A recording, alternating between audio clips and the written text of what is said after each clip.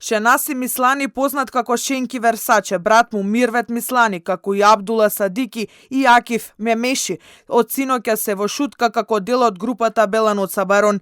Со разбивањето на криминалниот клан од Арачиново се откри кој го нарачал филмското убиство во Шишабар и по чија наредба биле убиени уште 6 мина во изминативе 4 години. Сите ликвидации ги извршувал кланот на Фатлюм Ајети, Тоте, кој од зад решетки го раководел наркокартелот и ги нарачувал убиствата на противниците. Тој се смета за лидер на криминалната Беланоца, а се собрале и докази дека тие стојат зад повеќе обиди за убиства за кои МВР, додека го раководеше Спасовски со години бараш осомничени. Во вчерашната акција за еден ден беа расветлени дури 8 убиства, 3 обиди за ликвидација и безброј случаи на изнуди, закани и рекет, повеќе случаи отколку што реши претходното раководство во текот на последните години од владење. Во групата од 18 криминалци, освен Тоте, се бројат и Гани Туша и Зулкефли Нуредини Мали Репки, кои од Идризово станале водачи на криминалните активности на Беланоца Барон. Крајот на ноември за Гани Туша се отвори истрага во обвинителството како главен осомничен за ликвидацијата на Орхан Байрам Јоки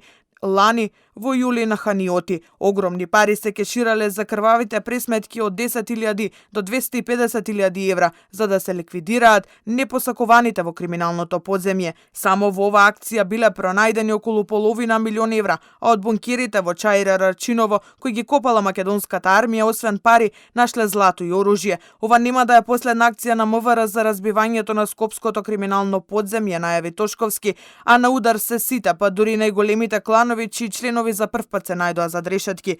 Криминалните банди немаат место во нашата држава, а нивните активности нема да бидат повеќе толерирани. Најавивме безкомпромисна борба против организираниот криминал и денес покажавме дека можеме сериозно да обстоиме на нашите намери. Сепак, картовите во МВР дојавиле дека полицијата ќе им чукне наврата за многу брзо, по еден од осомничените се дал во бегство 10 минути пред да му стават лисици на рацете. За тоа ќе има одговорност, рече министерот за внатрешни работи. Пред лицето на правдата ќе се најдат и тие кои што ги викале полициските службеници во партиски штаб за да им диригираат дека во полициските акции не смеат да учествуваат.